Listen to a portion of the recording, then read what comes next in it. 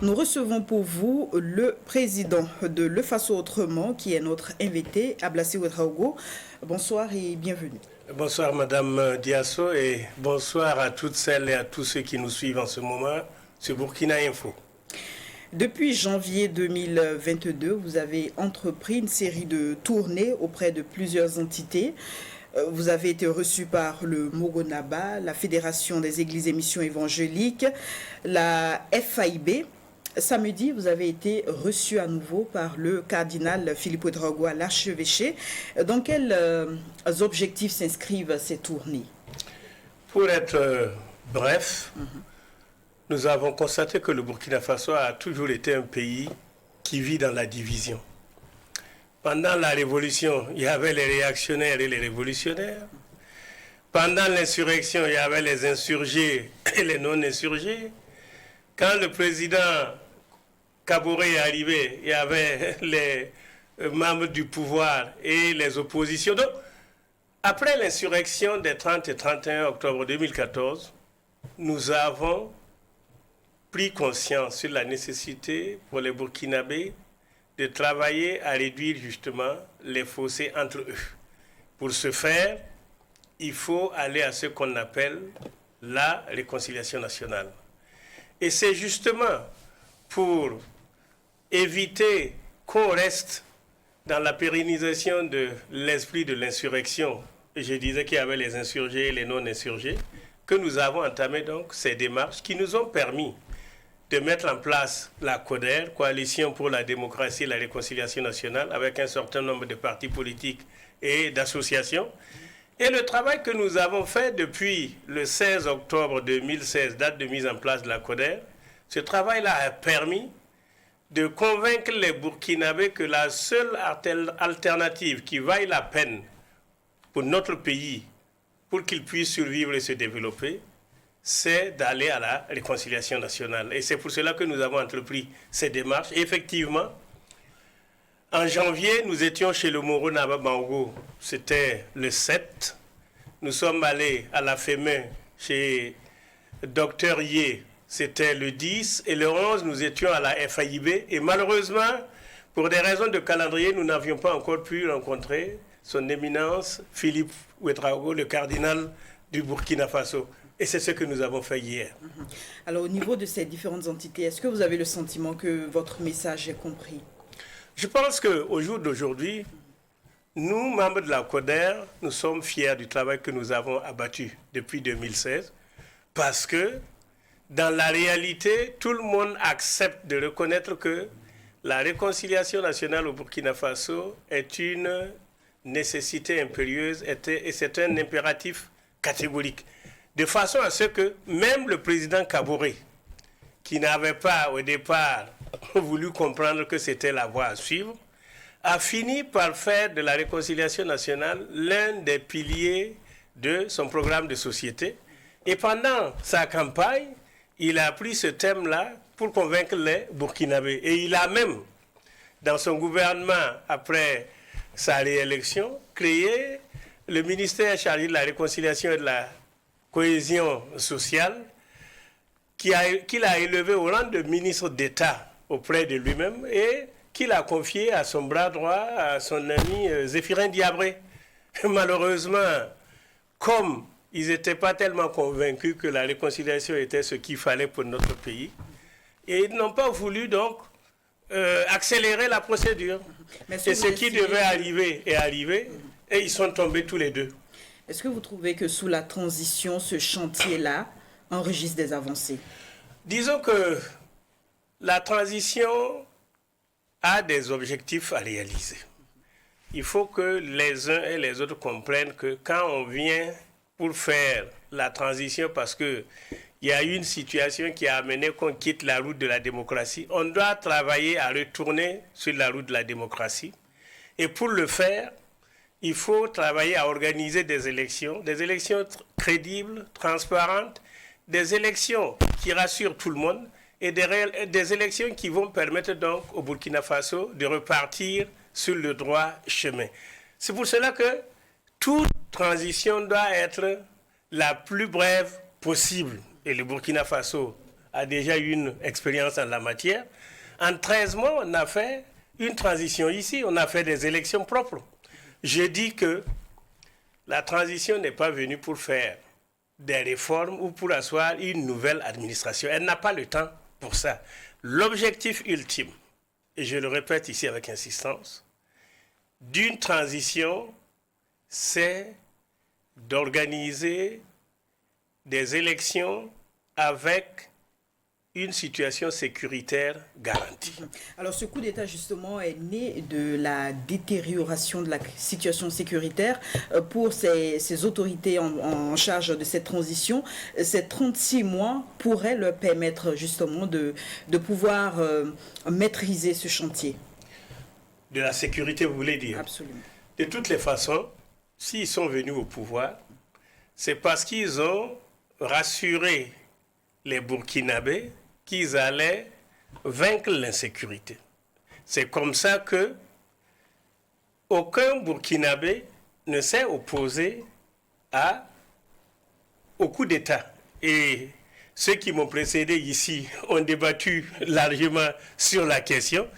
À l'époque, nous avions dit que nous condamnions toute forme d'accession au pouvoir souverain sur la voie qui n'est pas constitutionnelle, mais que pour le Burkina Faso, c'était une délivrance. Donc, les Burkinabés attendent de ceux qui sont au pouvoir aujourd'hui dans le cadre de la transition qu'ils ramènent la sécurité et qu'ils organisent des élections. C'est pour cela que nous disons que le peuple commence à s'impatienter. C'est vrai que ça fait 4 mois et demi qu'ils sont aux affaires.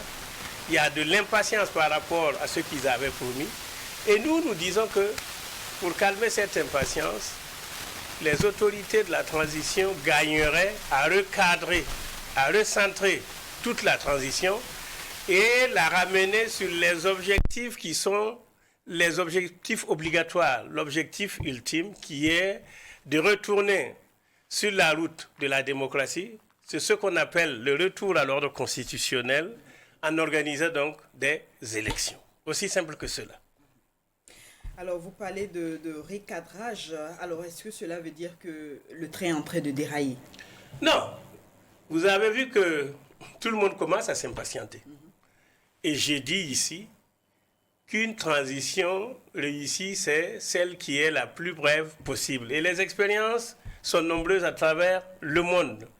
Et nous disons que tant que ceux qui nous gouvernent ne vont pas faire la démonstration que leur travail donne des résultats au plan de la sécurité et au plan de la reconquête du territoire national, territoire perdu. Alors vous avez sans doute vu cette Je ne pense pas que les gens puissent rester tranquilles. Vous avez sans doute vu cette sortie du commandant des opérations du Théâtre national qui a annoncé des progrès sur le plan sécuritaire.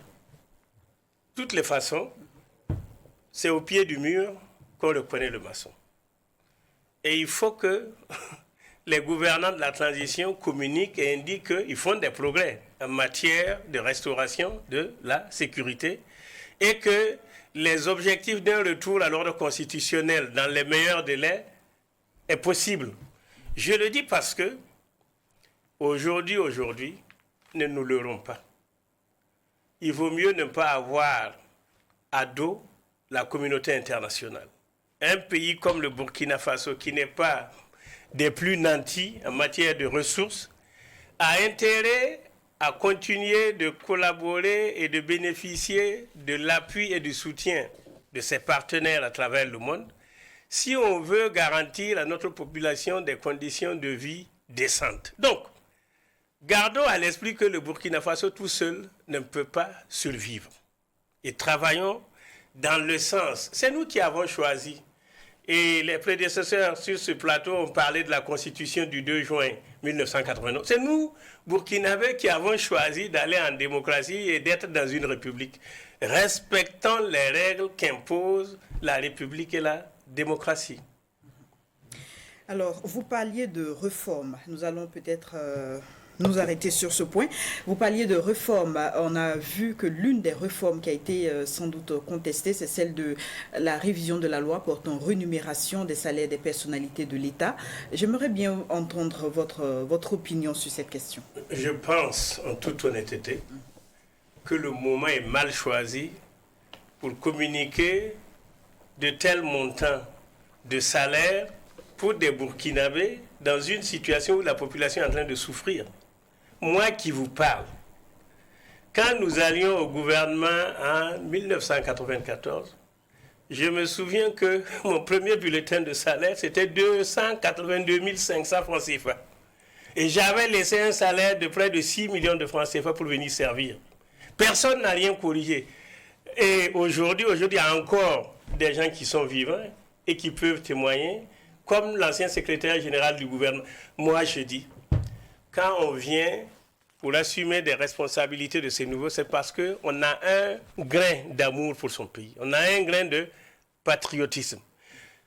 2 300 000 pour un ministre dans ce pays, c'est trop. Pourquoi ceux qui étaient avant eux, ils sont là, ça fait seulement 4 mois et demi. Comment les autres ont pu vivre avec leur salaire et que eux qui viennent pour une période de transition, ils ne peuvent pas continuer avec le même train de vie. Et quand on vous dit oui, nous allons réduire le train de vie de l'État, pendant ce temps, vous augmentez votre propre train de vie. Comment voulez-vous que la population puisse accepter?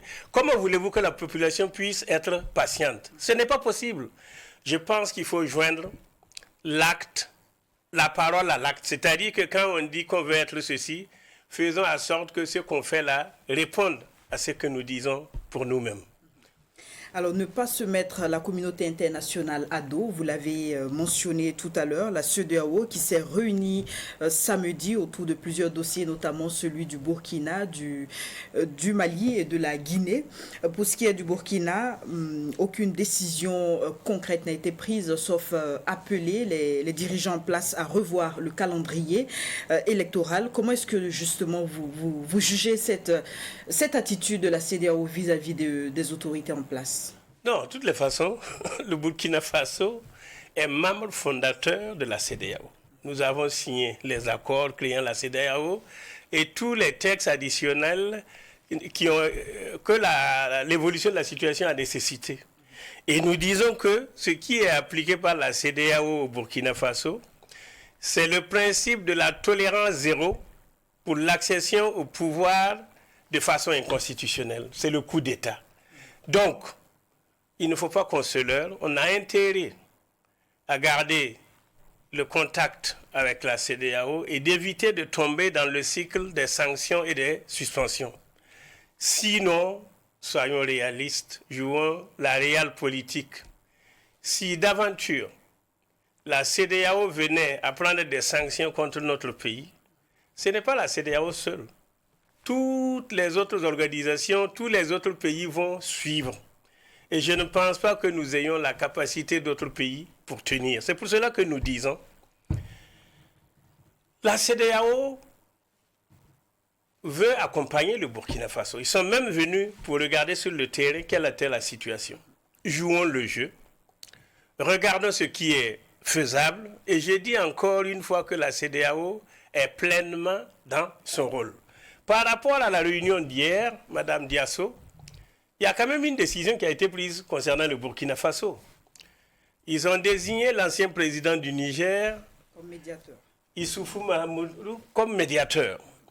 Moi, je connais le président Issoufou, parce que déjà en 1982, quand je commençais ma carrière aux Nations Unies, j'étais en poste au bureau du PNUD de Niamey, et à l'époque, il était Premier ministre déjà.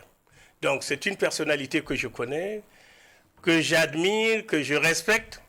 Mais beaucoup de Burkinabés m'ont dit, à la suite donc de cette communication-là, que la crainte qu'ils ont pour le président Issoufou, c'est la proximité de ses rapports avec le président Kaboré et le régime Kaboré. Et c'est vrai.